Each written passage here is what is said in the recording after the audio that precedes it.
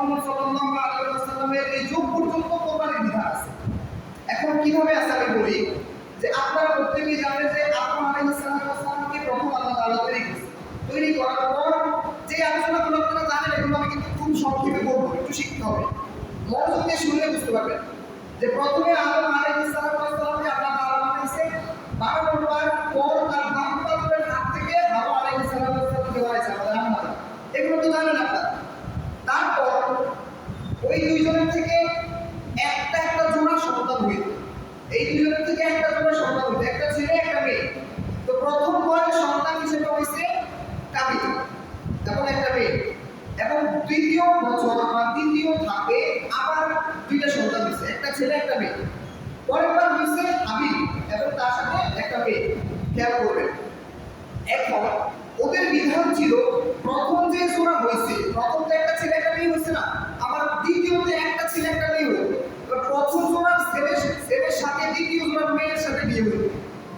বিষয়টা বুঝতেন কিন্তু প্রথম জোড়ার ছেলের সাথে দ্বিতীয় জোড়ার মেয়ের সাথে বিয়ে হলো, কথা বুঝতে পারছেন? তার মানে বোঝা গেল যে প্রতি ডেলিভারিতে দুইটা সন্তান হইত, এবং যে দুইটা সন্তান হইত ওই দুইটা সন্তান ছিল আপন, এবং পরবর্তী যে দুইটা সন্তান হইত ওই দুইটা সন্তান শরীরের দিক থেকে তখন আপন ছিল না, তখন তাদেরকে বিয়ে করা যায়।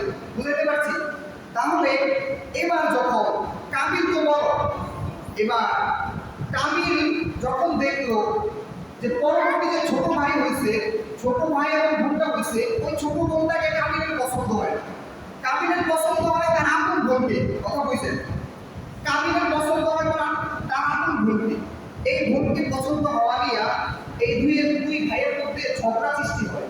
ঝগড়া সৃষ্টি হলে এবার আদম আলাইহিস সালাম তাদেরকে বলে যে তোমরা যে ঝগড়া করতেছ তোমাদের ঝগড়ার মীমাংসা আমি করব। আমরা যেমন আমাদের সন্তানদের ভেজাল হলে আমরা মীমাংসা করি, এমন ভাবে আদম আলাইহিস সালাম এবার দুই সন্তানকে কাছে ডাকলেন।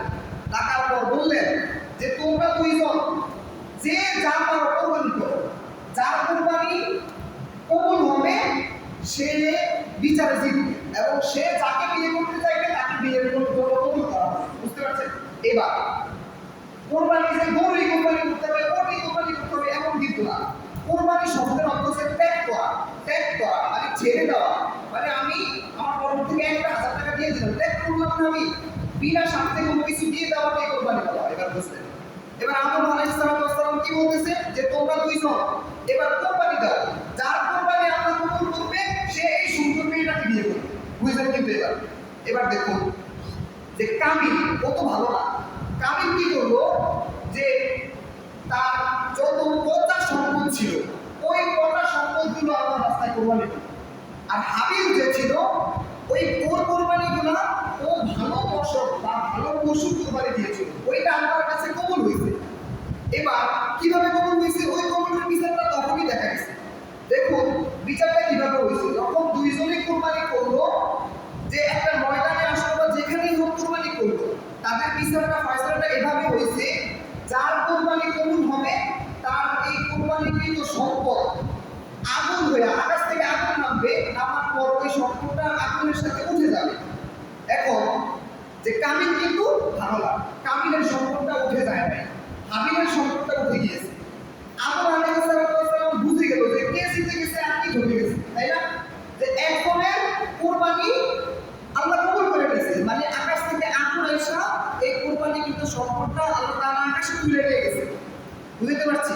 তুলে নেওয়ার পর বুঝে গেল যে যার সম্পদটা নেওয়া হয়েছে ওই ব্যক্তির কোরবানি কবুল হয়ে গেছে। বুঝতে পারছেন? এবার তো ভেজাল শুরু হয়ে গেল। যে জিতলো, এবার যে জিতে নাই ও তো এবার রাগে গেছে, রাগে গিয়ে এখন বলতেছে যে আমি তোকে হত্যা করে ফেলবো। এভাবে করতে করতে কাবিল হাবিলকে হত্যা করে ফেলেছে। বুঝতে পারছেন? এই ইতিহাস আপনারা প্রত্যেকে জানেন।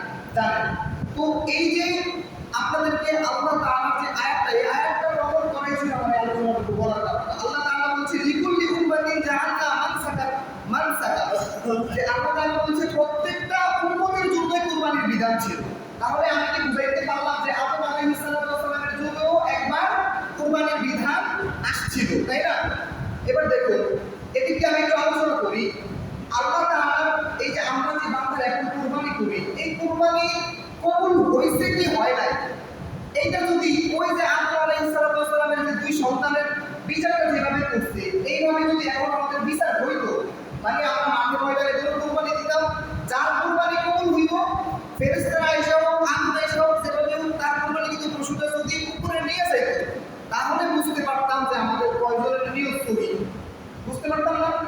তাহলে কিন্তু আমরা বুঝতে পারতাম যে কয়জন লোক দেখানোর জন্য কোরবানি দেয়, কয়জন নিজেকে বড় লোক হিসেবে প্রমাণ করার জন্য কোরবানি দেয়, কয়জন মানুষের সামনে নিজের টাকা পয়সা সম্পদ দেখানোর জন্য কোরবানি দেয়, আর কয়জন আল্লাহ তাআলার জন্য কোরবানি দেয়। এইটা কিন্তু তখন বোঝা যায় সম্মানিত মুসলিমরা। তাহলে আর ইব্রাহিম আলাইহিস সালামের যে মাসালাগুলো, যে কাহিনী আপনারা একটু জানেন, কারণ আপনাদের এক একজনের বয়স প্রায় 50 থেকে 60। আপনারা প্রতি বছর এই আলোচনাগুলো শুনেছেন কিভাবে যে আল্লাহ তাআলা ইব্রাহিম আলাইহিস সালামকে দুনিয়াতে যত নবী ছিল মুহাম্মদ সাল্লাল্লাহু আলাইহি ওয়াসাল্লাম আর ইব্রাহিম আলাইহিস সালামকে এই দুইজন নবীকে অনেক বেশি পরীক্ষা করেছে, অনেক বেশি পরীক্ষা করেছে। তার মধ্যে অন্যতম একটা পরীক্ষা ছিল ইব্রাহিম আলাইহিস সালামের সর্বপ্রিয় সন্তান ইসমাঈল আলাইহিস সালামকে কুরবানি করা। এখন খেয়াল করবেন, এই ইতিহাস কিন্তু আপনারা জানেন, এখন ওই সন্তান কিন্তু আনুগত্য ছিল, তাকে যেন কোরবানি করে। এখন কোরবানি করার সময় যখন ওই সন্তান বললেন যে বাবা, ইব্রাহিম আলাইহিস সালামকে বলেছে বাবা আপনি কোরবানি করেন, আমাকে ধৈর্যশীল অবস্থায় পাবেন। এখন যখন তার গলায় ছুরি চালানো শুরু করলো, এমন সময় আল্লাহ তাআলা ওই যে হাবিল যে কোরবানি দিছিল, খেয়াল করবেন, বলছিলাম আদম আলাইহিস সালামের যুগে হাবিল কোরবানি দিছিল, ওই হাবিলের কোরবানি কিন্তু দুম্বা বা পশুটা যে আল্লাহ তাআলা খুশি হয়ে আগুনের মাধ্যমে আকাশে তুলে নিছিল, মনে আছে? বললাম না একটু আগে, ভুলে গেলেন? এই যে নিছিল ওই পশুটাই ইব্রাহিম আলাইহিস সালামের ছুরির নিচে ওই দুম্বাটা ইসমাঈল আলাইহিস সালামকে সরায়া ওই যে বেহেশতের ওই হাবিলের যে পশুটা ছিল, ওই পশুটা ইসমাঈল আলাইহিস সালামের ছুরির নিচে রেখে দিয়েছে। বুঝতে পারছেন? তো এই ইতিহাসগুলো আপনারা জানেন। আজকে আমি মোটামুটি যেহেতু সময় সংক্ষিপ্ত, এই জন্য বুঝি কথাগুলো বলার চেষ্টা করবো, রেফারেন্সগুলো কম দিব, যে কথাগুলো বলবো সহি শুদ্ধ কিতাব থেকে নেওয়া হয়েছে, আপনারা একটু খেয়াল করবেন। প্রথমে আমি একটা মাসআলা বলবো, এই মাসআলাটা হচ্ছে কোরবানির পশু কি ধরনের হবে, যার উত্তরে আমি আপনাদেরকে বলতে চাই কোরবানির পশু হিসাবে চতুষ্পদ জন্তু, 4 পাওয়ালা জন্তু গৃহপালিত হতে হবে। দেখেন আমাদের কিছু গরু আছে না যেগুলো বনে বাস করে, এগুলো কিন্তু কেউ খাওয়ায় না, এগুলো আল্লাহর দানের পশু খেয়ে বা জীবজন্তু খেয়ে থাকে। এখন আল্লাহর জিনিস আপনি আল্লাহ নামে কোরবানি করতেছেন, এটা হচ্ছে না, মানে আপনার পরিশ্রমকে কোরবানি করতে হবে। অতএব আপনি যে গরুটা কোরবানি করবেন ওই গরুটা হয় পালতে হবে, না হয় অর্থের বিনিময়ে কিনতে হবে। আমি এই কথাটা বুঝাইতে চাচ্ছি যে বনে যে গরুগুলা বাস করে, যেগুলো আল্লাহর দেওয়া রিজিক থেকে খায়, কারো বান্দার কোনো বান্দার প্রতি মুখাপেক্ষী নয়, ওই ধরনের 4 পাওয়ালা জন্তু দ্বারা কোরবানি করা যাবে না। কোরবানি করতে হলে গৃহপালিত হতে হবে, কেউ না কেউ যেন গরুটাকে পালে, এরকম হতে হবে সম্মানিত মুসলিমরা। তাহলে আমরা বুঝতে পারলাম গরু কোরবানি দেওয়া যায়, উট কোরবানি দেওয়া যায়, ছাগল কোরবানি দেওয়া যায়, মেষ কোরবানি দেওয়া যায়, দুম্বা কোরবানি দেওয়া যায়। সবার প্রথমে আমি একটা মাসআলা বলে রাখি, যে বিষয়টা ভালোভাবে খেয়াল রাখবেন। আমরা যে উট কোরবানি দেই, এই উট এবং গরু কোরবানির ক্ষেত্রে একটা গরুতে একটা উটে 7 জনকে ভাগে নেওয়া যাবে, 7 জনকে অংশীদারে দেওয়া যাবে, সর্বোচ্চ 7 জনের বেশি 8 জনকে দেওয়া যাবে। আর ছাগল, দুম্বা, ভেড়া এগুলোর ক্ষেত্রে 2 জনকে দেওয়া যাবে।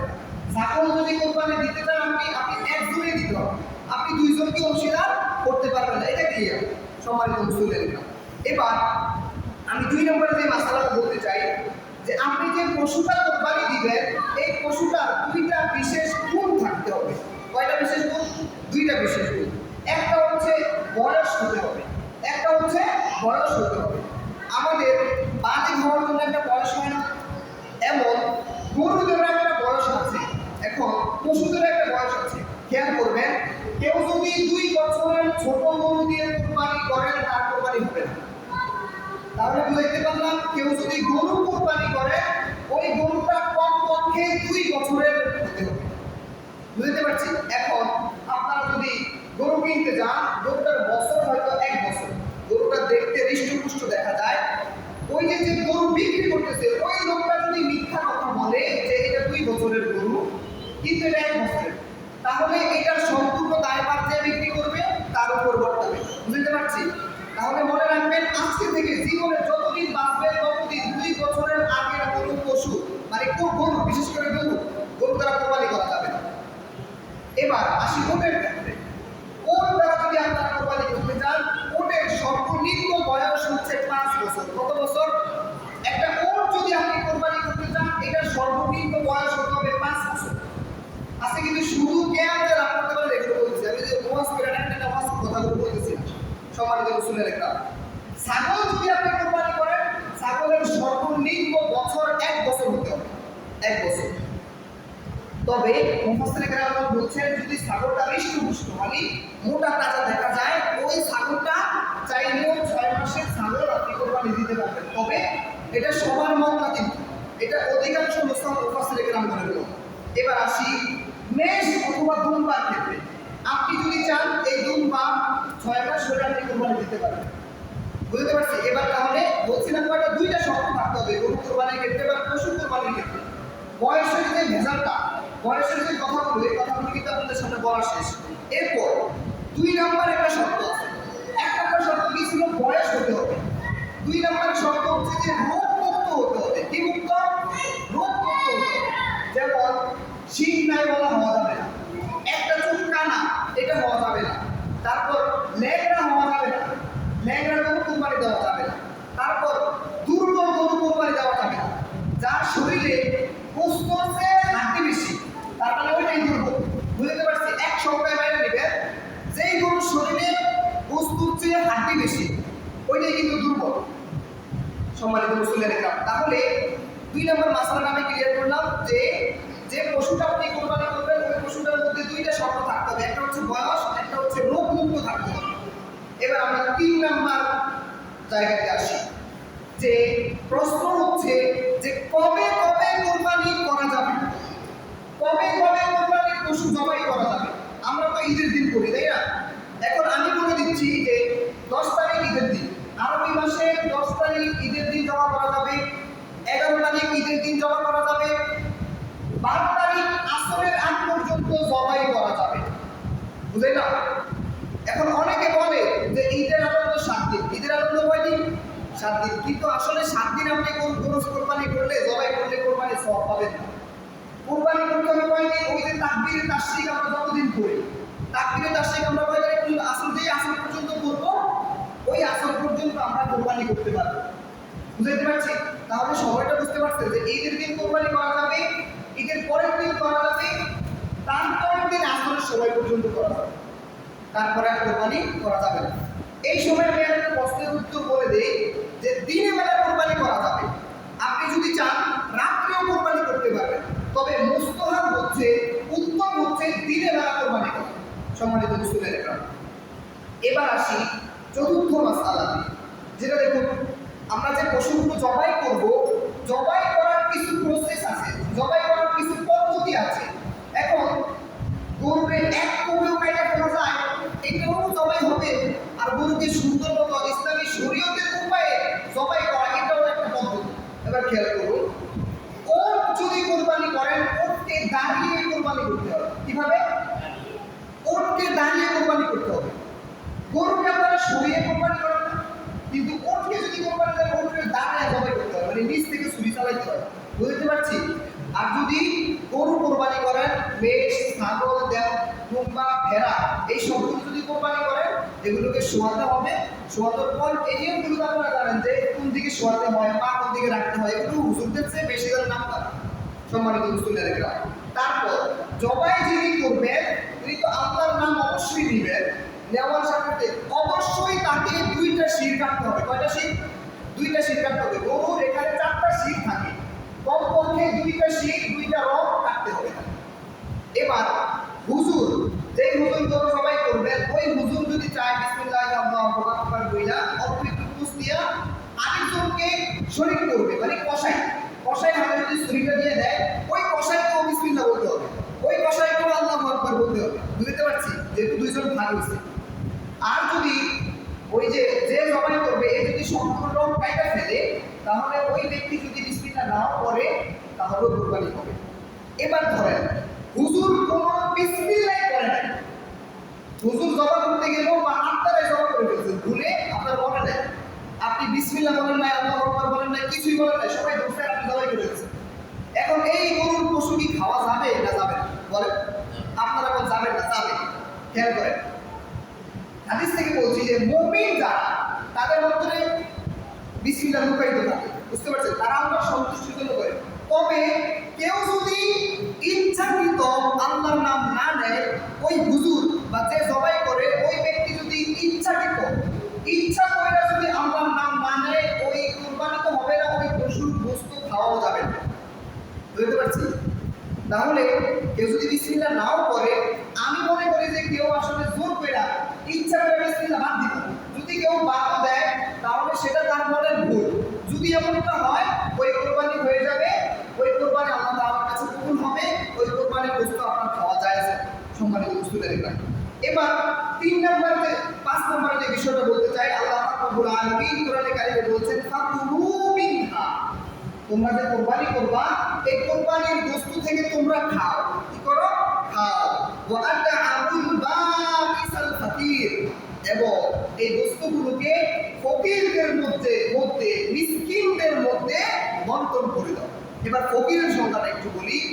ফকির হচ্ছে তারা যাদেরকে আমরা অভাবী বলেছি, যাদের একটু অভাব রয়েছে, স্বাভাবিকের তুলনায় একটু গরিব, এদেরকেই ফকির বলা হয়ে থাকে।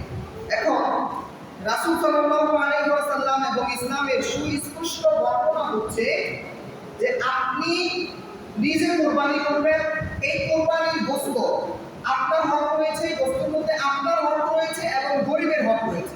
বুঝাইতে পারছি?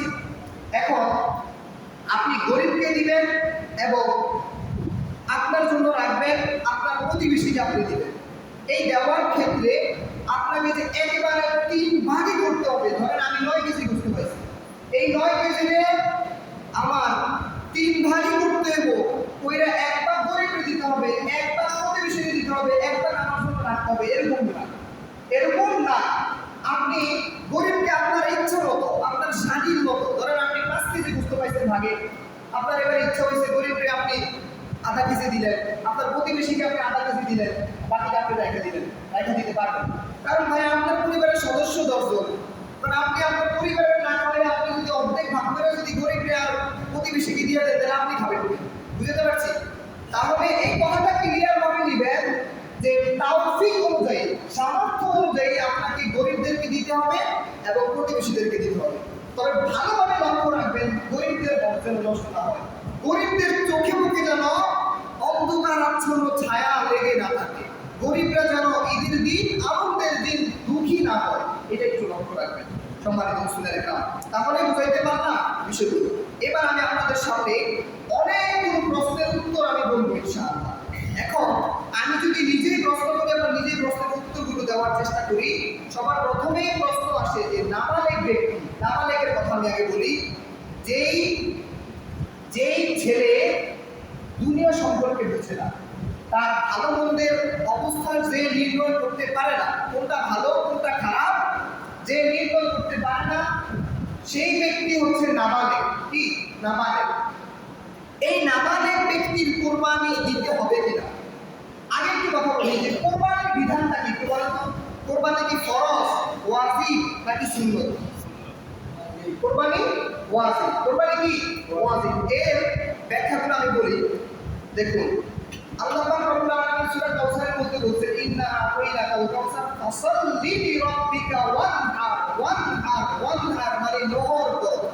আমরা তো বলি কোরবানি করো, কোরআনের ভাষায় বলে নহর করো। নহর করা মানে কোরবানি করা, বুঝছেন? এই যে বলে না ওয়ানহার, তোমরা নহর করো মানে কোরবানি করো। তার মানে আল্লাহ কি বলছে? কোরবানি করার নির্দেশ দিয়েছে। আর রাসূল একটা হাদিসের মধ্যে বলছে যে ব্যক্তির সামর্থ্য আছে সেই ব্যক্তি যদি কোরবানি না দেয়, ওই ব্যক্তি যেন ঈদগাহে না আসে। তাইলে এই কথাটা কি বোঝা গেল? যে রাসূল তাকে ধমক দিচ্ছে। আমি যদি একজনকে বলি আমরা এবার কিন্তু মসজিদ যাইব, এটা ধমক হলো না? তাহলে বোঝা যাচ্ছে যে রাসূল যে ব্যক্তি কোরবানি দেওয়ার সামর্থ্য থাকা সত্ত্বেও দিবে না, তাকে মসজিদে ঈদগাহে আসার জন্য বারণ করছে, মানে সে যেন ঈদগাহে না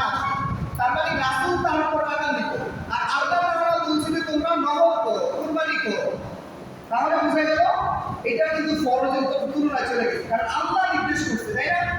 এখন সর্বশেষ মুফাসসির কিরামদের মত হচ্ছে এটা হচ্ছে ওয়াজিব, এটা হচ্ছে ওয়াজিব। তবে কিছু কিছু আলেমরা এটা সুন্নত হিসেবে মানে, কারণ নবী যেটা করছে সেটাই তো সুন্নত। নবী যে টুপি মাথা দিচ্ছে আমরা টুপি মাথা দিই, এটা সুন্নত। তো সুন্নত বলা যাবে, ওয়াজিব বলা যাবে, তবে মনে রাখবেন কোরবানি করা ওয়াজিব।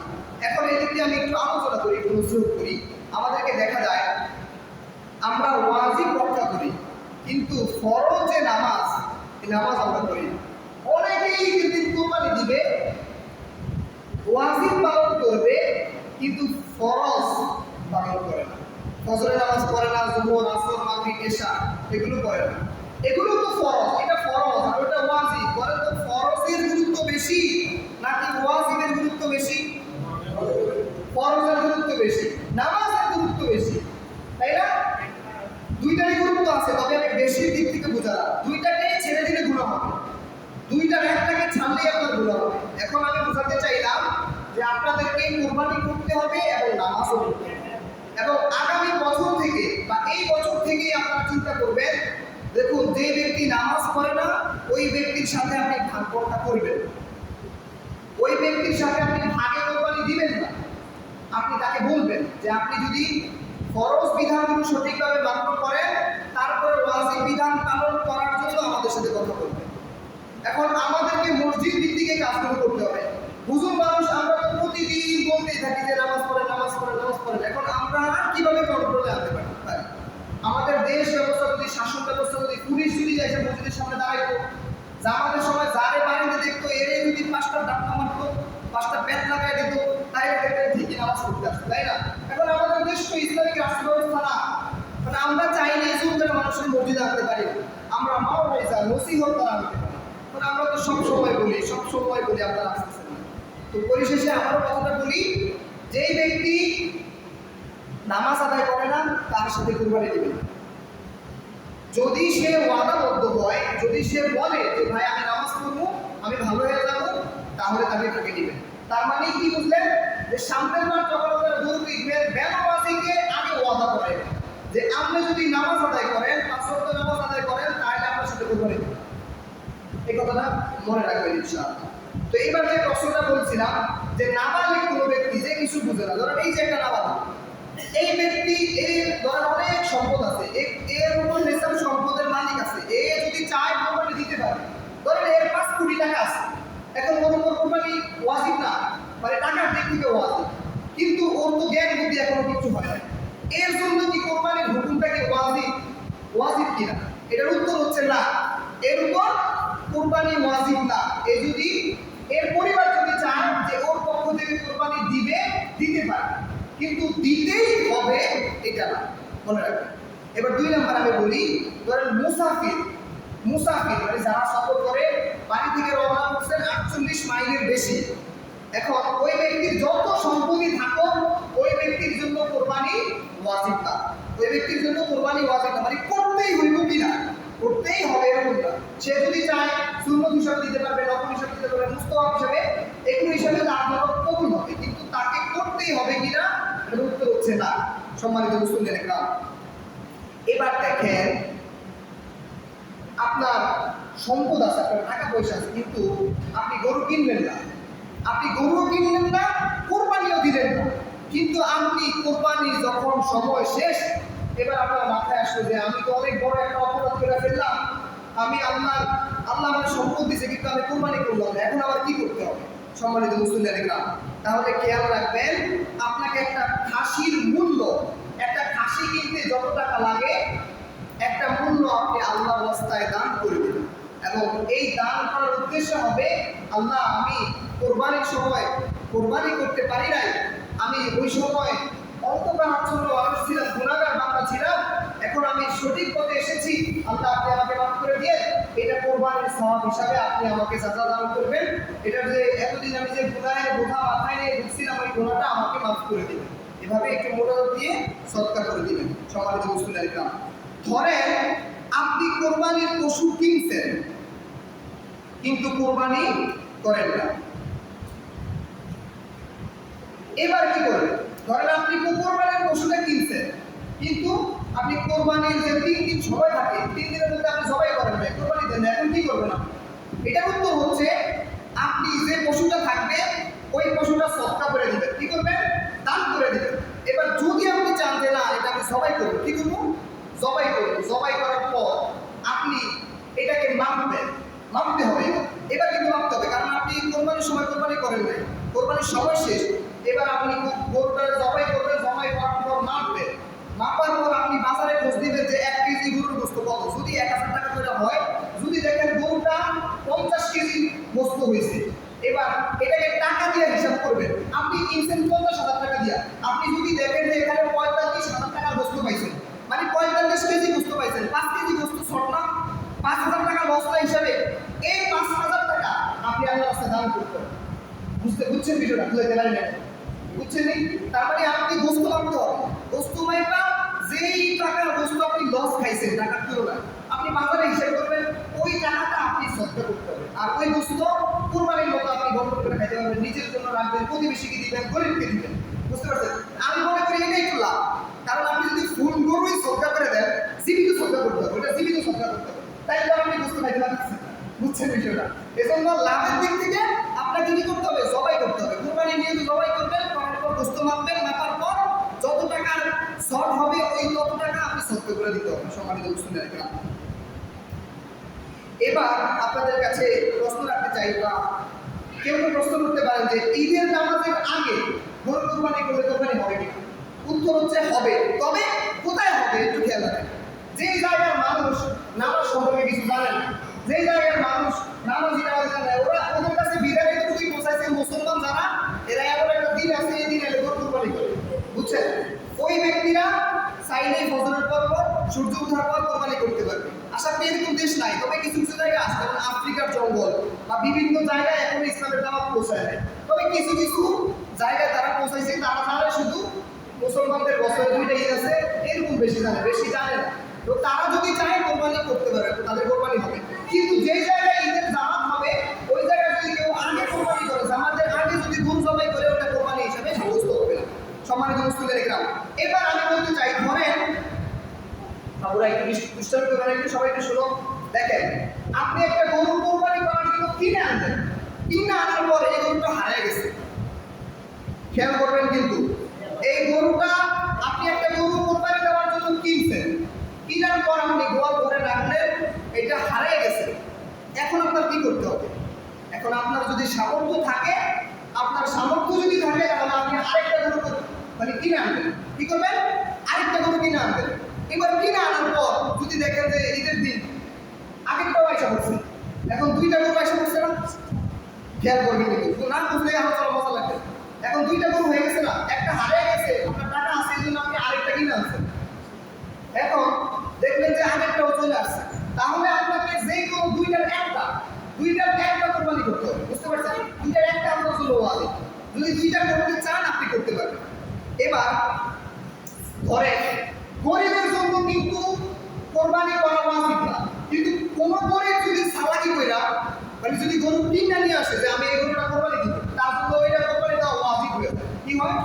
ওয়াজিব হয়ে যায়। এবার ধরেন ওই গরিবের কোরবানির গরুটা চুরি করে নিয়ে গেছে বা হারিয়ে যাওয়ার পর সে কি করলো? পণ্ডিত করে আবার আরেকটা গরু কিনে আনার পর ঈদের দিন দেখলো যে 2টা গরু আবার চলে আসছে, মানে যে গরুটা হারিয়ে গেছে ওই গরুটা চলে আসছে। এই গরিবকে 2টাই কোরবানি দিতে হবে। বুঝতে পারছেন? কারণ গরিব বেশি পণ্ডিত করছে, 2টাই তো ওয়াজিব হিসেবে কিনছে, মানে ওর একটা ওয়াজিব করে নাই, ওর সামর্থ্য নাই, তারপর বেশি চালাকি করছে, ওইটার কোরবানির জন্য গরু কিনছে। একবার তো সরে নিয়ে গেছে, তারপর আবার পণ্ডিতরা আবার কিনছে, মানে দরকার নাই এসব চালাকি। বুঝতে পারছেন? যদি কেউ এরকম করে, যদি ঈদের দিন 2টাই পায়, 2টাকে কোরবানি করতে হবে, 2টা কোরবানি করা তার জন্য হয়। আর যদি কোনো মালিক যদি বড়লোক হয়ে থাকে, তাহলে তার জন্য 2টা থেকে একটা কোরবানি করতে হবে। সম্মানিত মুসলিম একরাম, বনের গরু কোরবানি করা যাবে না, কারণ বনের গরুটা আমরা খাওয়া না, এটা সবার প্রথমে আমি ক্লিয়ার করছি। এবার ধরেন কোনো শরীকের নিয়ত যদি খারাপ থাকে, তাহলে কারো কোরবানি করতে হবে না, এটা মনে রাখবেন। এবার শিং যে ভালো হয়, এবার দেখেন আপনারা কিন্তু জানেন শিং, লেজ কাটা, টান কাটা, কানা, ল্যাংড়া এগুলো দ্বারা কোরবানি হয় না। তবে হয় হয় হয় একটু খেয়াল করবেন কতটুকু হয়। ধরেন একটা গরুর শ্রী আবার দিয়ে অল্প একটু ভেঙে গেছে, এটা দ্বারা হবে। একটা গরুর লেজ দুই ভাগের মানে তিন ভাগের এক ভাগ মাত্র কাটা নষ্ট, ওইটা দ্বারা যাবে। মানে অধিকাংশ ভালো যদি থাকে ওইটা দ্বারা কোরবানি করা যাবে। যদি দেখেন বেশিরভাগ কানা, বেশিরভাগ লেজ কাটা, বেশিরভাগ অসুস্থ, ওইটা দ্বারা যাবে না। তার মানে হালকা লেজ কাটা হলে, হালকা শ্রিং ভাঙা হলে তাহলে ওগুলো দ্বারা কোরবানি করা যাবে। সম্মানিত মুসলিম দেখলাম। এবার প্রশ্ন হচ্ছে যে গর্ভবতী পশু অনেক আছে বিক্রি করে দেয়, রোগের কারণে টাকা পয়সা বেশি থাকবে। এবার ধরেন আপনি গর্ভবতী পশু আপনি কিনে নিয়ে আসছেন। এখন এই গর্ভবতী জবাই করার ক্ষেত্রে বা কোরবানি দেওয়ার নিয়মটা হচ্ছে আপনি ওই পশু জবাই করতে পারবেন, আপনি কোরবানি করতে পারবেন। এবং কোরবানি করার পর আপনি পেট ছিঁড়ে যদি দেখেন ওইটার পেছনে ডিয়াটা জীবিত আছে, ওই ডিয়াটাকে আবার কোরবানির নিয়মে জবাই করতে হবে। করার পর এই কিছু যা আছে সব কিছু আপনারা কোরবানির মতো বন্টন করতে পারবেন, খাইতে পারবেন। তবে উত্তম হচ্ছে যদি দেখেন যে ডিয়াটা আর মাত্র অল্প কয়েকদিন পর প্রসব হবে, এই চিন্তা যদি থাকে তখন আপনি এটা কোরবানি দিবেন না, আপনি চেষ্টা করবেন আরো একটা পশু কেনার জন্য। তো সব শেষে মূল কথা হচ্ছে আপনি গাভীর গরু কিনবেন না, বাচ্চাওয়ালা গরু আপনি কেনার চেষ্টা করবেন। এখন যাবে, আমি তো বললাম যে যদি বাচ্চা পেটে থাকে এই গরুকে কোরবানি দেওয়া যাবে। দেওয়ার পর যদি পেটে যদি দেখেন গরুটা ডিয়াটা জীবিত, ওইটাকে আবার কোরবানি করা যাবে, ওইটা গোস্ত খাওয়া যাবে। সম্মানিত মুসলিম, যতজন জবাই করবে আমরা অনেকে বলে থাকি যে হুজুরের কাছে কোরবানির দিন একটা লিস্ট ছিল, হুজুর আব্বাস ফকর কাদের এই ওনাদের পক্ষ থেকে গরু জবাই, হ্যাঁ ওনাদের নামে গরু জবাই, এই কথাটা বলবেন না, এটা অনেক বড় শিরিক, এটা অনেক বড় শিরিক। বলবেন যে আমাদের চারজনের পক্ষ থেকে আল্লাহর নামে জবাই করেন, হুজুর আমাদের চারজনের পক্ষ থেকে আল্লাহর নামে জবাই করেন। কথাটা বলতে পারবেন, আন্দালি মিস্ত্রি বলা দরকার নেই, আপনি চুপ করে থাকবেন, হুজুরটা বলতে যাইব, হুজুরের মতো কাম করবো, আমাদের দরকার শুধু বাংলা না কোথায়, ঠিক আছে, যাতে করে আল্লাহ আমার কোনো কথায় নারাজ না হয়, এই কথাটা একটু লক্ষ্য রাখতে হবে। সম্মানিত মুসলিমরা, এবার ধরেন হাল চাষ করি আমরা, আপনারা আগে হাল চাষ করছেন না, ধরেন আপনি কুরবানির জন্য একটা গরু কিনে আনছেন, এই গরুটা দিয়ে আপনি হাল চাষ করতে পারবেন কিনা? পারবেন কি বলেন আপনারা দেখি? পারা যাবে না। কুরবানির গরু যে আপনি কিনবেন কোনো ধরনের উপকার লাভ করা যাবে না। ধরেন আপনি দুধওয়ালা গরু কিনে আনছেন, এটা দুধ আপনার খাওয়া যাবে না, বুঝছেন? মনে রাখতে হবে এই জিনিসটা। এখন যদি দেখেন যে ওরা ভারী হয়ে যায়, এটা আমার চেয়ে যারা গরু পালনে বেশি করে জানে, আমি পড়ালেখা করে যতটুকু জানছি, যদি দুধ অনেক বেশি হয়ে যায় তখন ওটার মধ্যে ঠান্ডা পানির ছিটা দিলে মনে হয় একটু কষ্টটা কম হয়ে যাবে, তাই না? মনে হয় এরকম যারা পালেন তারা চেষ্টা করবেন পানি দেওয়ার জন্য।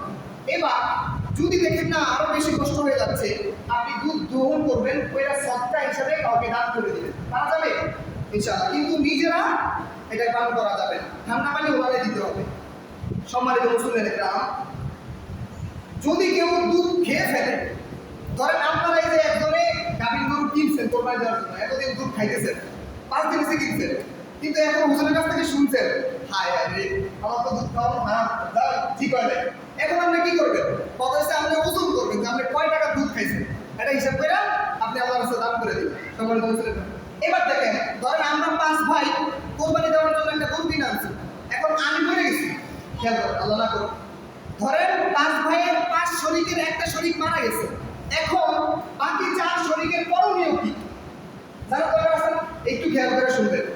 বাকি 4 জনের করণীয় হচ্ছে যে মারা গেছে তার পরিবারের যে সন্তান সন্ততি জি পুত যা আছে সবার কাছে যাবে, সবাই একত্রিত করবে, করে বলবে যে তোমার বাবা জানতো আমাদের সাথে নাম দিয়েছিল, এখন তোমাদের চলাফেরার টাকা পয়সা আছে কিনা, তোমরা কি টাকাটা ফিরিয়ে দিবা কিনা, নাকি তোমরা কোরবানি করতে চাও, এইটা জিজ্ঞেস করবে।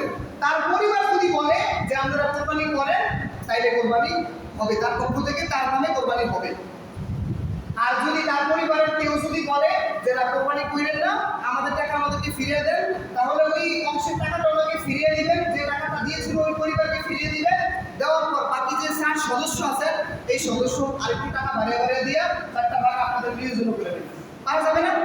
সম্মানিত মুসলিমদের সুন্দরভাবে বোঝানো বুঝছেন আশা করি।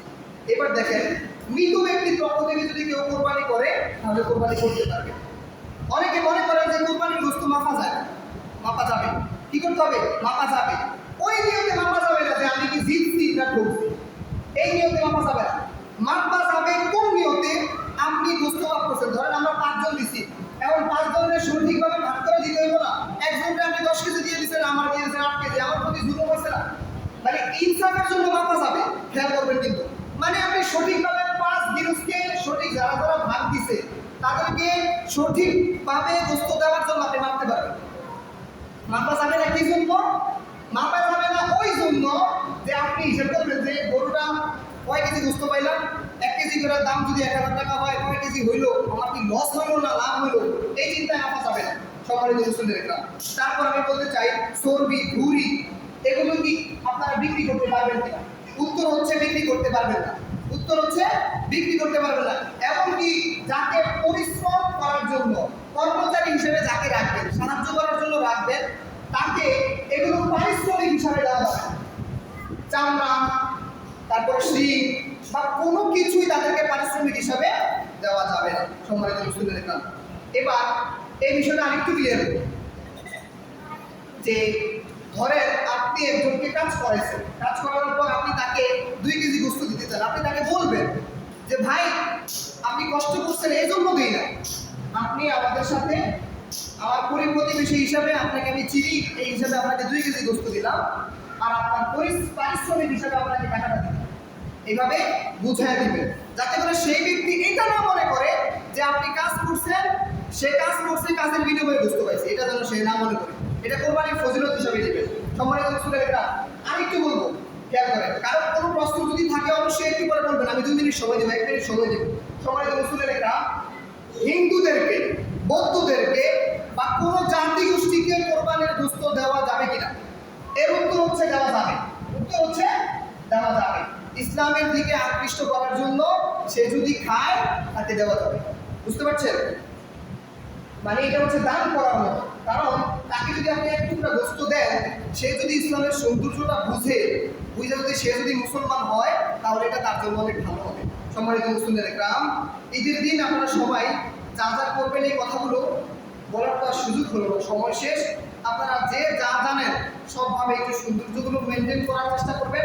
আর আজকে জামাতের পর আপনারা আলোচনা করবেন, জামাতটা যত দ্রুত দেওয়া যায় দ্রুত দিবেন, এবং অধিকাংশ মানুষ চেষ্টা করবেন যে বস্তু দিয়া ওই দিনের খাবারটা খাওয়া শুরু করা। যেমন আমরা রোজার ঈদে মিষ্টি মুখ করে মসজিদে আসছি, আর কোরবানির ঈদে চেষ্টা করবেন কোনো কিছু না খাইয়া একবারে কোরবানির গোশত রান্না করে খায়া, মানে যাত্রা করে, মানে রোজা ভাঙা এরকম আর কি একটা চেষ্টা করবেন। হ্যাঁ, যদি খান গুণ হইব এরকম কিন্তু না, তবে রাসূল সাল্লাল্লাহু একটা সুন্দর, এটা একটা উত্তম কাজ, এই জন্য আপনাদেরকে বললাম।